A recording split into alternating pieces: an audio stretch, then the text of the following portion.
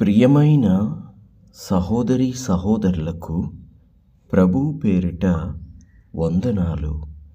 మీకు మీ కుటుంబానికి యేసుక్రీస్తు యొద్ద నుండి దీవెనలు ఆశీర్వాదములు మెండుగా కలుగునుగాక.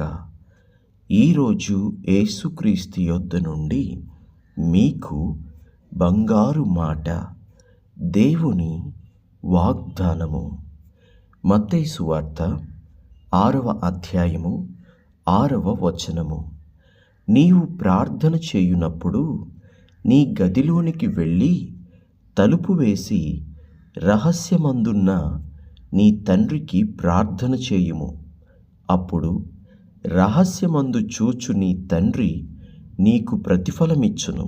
బట్ తో వెన్ తో prayed enter into the closet, and when thou hast shut the door, pray to the Father which is in secret, and the Father which seeth in secret shall reward thee openly.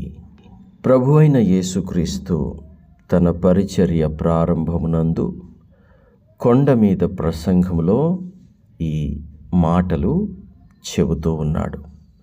ఎందుకు చెబుతున్నాడు?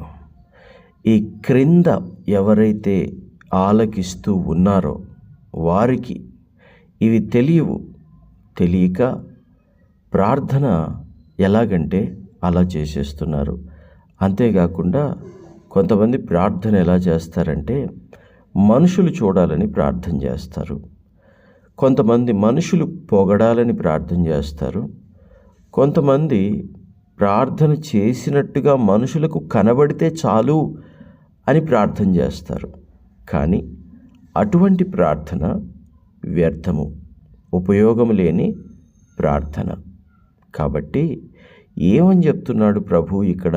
మీరు ప్రార్థన ఎలాగున చెయ్యాలని చెప్తున్నాడు అంటే, మీరు ప్రార్థన చేయనప్పుడు అన్యజనుల వలె మరి వ్యర్థమైన మాటలు వచింపవద్దు.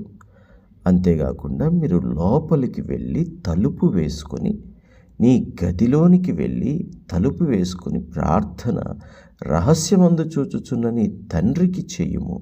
అప్పుడు రహస్యమందు చూచుచున్న నీ తండ్రి నీకు ప్రతిఫలమిచ్చును అని మాట్లాడుతున్నాడు. అన్యజనులు వ్యర్థమైన మాటలు వచిస్తూ ఉంటారు, విస్తరించి మాట్లాడుతూ ఉంటారు. వారి మనవి వినబడిందిలే అని అనుకుంటూ ఉంటారు. కాబట్టి అలా చేయొద్దు. అది అన్యజనుల పద్ధతి. కానీ మన పద్ధతి వేరు, క్రైస్తవుల పద్ధతి వేరు. గదిలోనికి వెళ్ళాలి, తలుపు వేసుకోవాలి, రహస్యమందు చూచుచున్న మన దేవునికి ప్రార్థన చేస్తే అప్పుడు రహస్యమందు చూచుచున్న మన దేవుడు మనకి జవాబు ఇస్తాడు. ఇది ప్రభు యొక్క ఉద్దేశం, ఇది ప్రభు యొక్క చిత్తము. దేవునికే మహిమ కలుగునుగాక. ఈ విషయాలు కొండ మీద ప్రసంగంలో ప్రభువు బోధిస్తూ ఉన్నాడు. ఇవి ఎవరికి తెలియని విషయాలు. వాళ్ళు ప్రార్థన చేస్తున్నాములే అనుకుంటున్నారు, కానీ కాదు, వాళ్ళు జనాల పొగడ్తల కోసం చేస్తున్నారు. అప్పుడు జనాలు పొగిడితే ఏమవుతుంది? అబ్బా, ఈ బ్రదర్ చాలా ప్రార్థనాపరుడు అని పొగిడినప్పుడు ఏమవుతుంది? ఫలం వచ్చేసింది. ఏమని? పొగడితే ఒక ఫలం. ఇక అంతటితో దేవుడి దగ్గర నుంచి ఆశీర్వాదాలు ఆగిపోయినట్టే. అమ్మయ్య, నన్ను పొగిడారులే వీళ్ళు అని అనుకోగానే ఏదైతే కావాల్సి ఉన్నదో దాని మీద ఆసక్తి తగ్గిపోద్ది. అలా కాదు, మనుషులు మనల్ని పొగడాల్సిన అవసరం లేదు. అయితే నిజంగా కొంతమంది ప్రార్థన పరులు ఉంటారు. వారిని చూసినప్పుడు, వారి ప్రార్థన చూసినప్పుడు నిజమైన ప్రార్థన కనుక పొగడొచ్చు, తప్పు లేదు. పొగడటం తప్పు కాదు. అయితే అది కావాలని పొగట్టం కాదు, వాళ్ళ క్రియలను బట్టి నిజంగా పొగడాలి. వాళ్ళ క్రియలను బట్టి నిజంగా ప్రార్థనాపరుడని చెప్పొచ్చు. అప్పుడు ఆ ప్రార్థనాపరులకు ఇంకా ప్రార్థన చేయాలని అనిపిస్తుంది. ఇక్కడ ఎవరి గురించి అంటే మనుషులు చూస్తే చాలే అని చేసే ప్రార్థన, మనుషుల్ని సంతోషపెట్టడం కోసం చేసే ప్రార్థన పరులకి ఫలం ఉండదనేది చెప్పడం నా యొక్క ఉద్దేశం అన్నమాట. దేవునికి స్తోత్రం, దేవునికి మహిమ కలుగునుగాక. మరి ఏదేమైనా ప్రార్థన ఎలా చేయాలి? గదిలోనికి వెళ్ళాలి, తలుపు వేసుకోవాలి, రహస్యమందు చూసే దేవుడికి ప్రార్థన చేయాలి.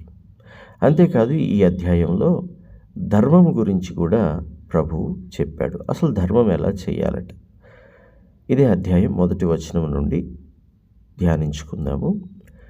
మనుషులకు కనబడవలనని వారి ఎదుట మీ నీతి కార్యము చేయకుండా జాగ్రత్త పడుడి. లేని ఎడల పరలోకమందున్న మీ తండ్రి యొద్ద నుండి మీ తండ్రి యొద్ద మీరు ఫలము పొందరు. ధర్మం చేసేటప్పుడు కూడా మనుషులు చూడాలని చేయొద్దు, మనుషులకి కనబడాలని చేయొద్దు.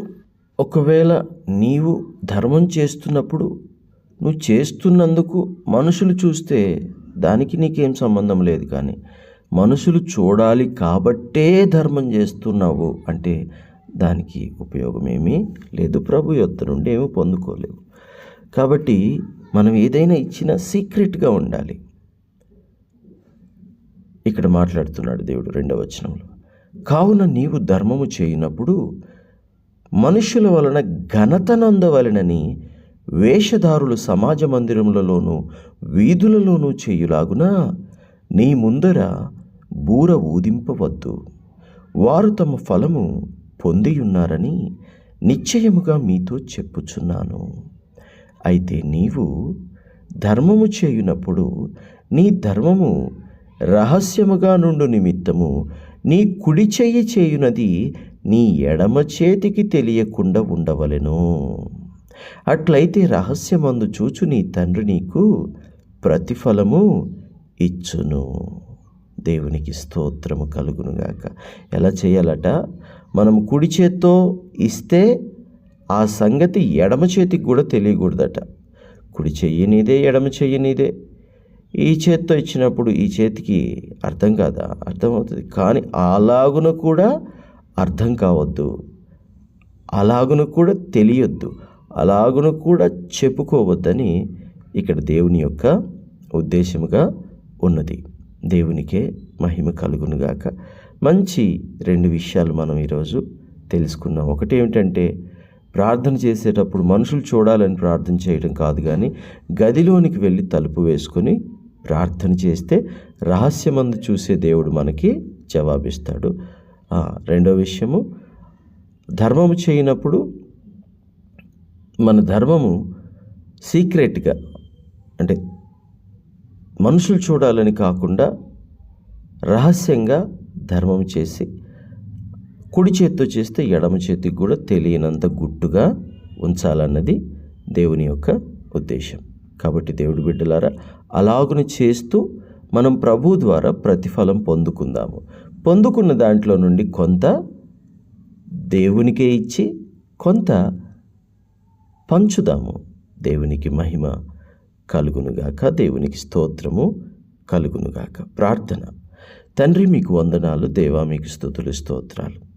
కొండ మీద ప్రసంగంలో పలికిన ప్రతి మాట ఎంతో ఆణిముత్యం లాంటిది నాయన. నీ విలువైన ముత్యాలు, నీ విలువైన రత్నాలు, నీ మాటలే ప్రభువా.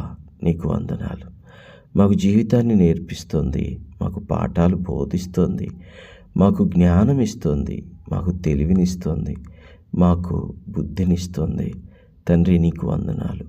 ఎలా ప్రార్థన చేయాలో, ఎలా ధర్మము చేయాలో మాకు నేర్పించినందుకు మీకే కృతజ్ఞతాస్తుతులు చెల్లిస్తూ దేవా, ఎల్లప్పుడూ కూడా మీ తోడు, మీ నీడ, మీ కాపుదల మా అందరి మీద ఉంచమని యేసుక్రీస్తు శ్రేష్టమైన నామంలో ప్రార్థన చేయుచున్నాము తండ్రి. Amen, amen, amen.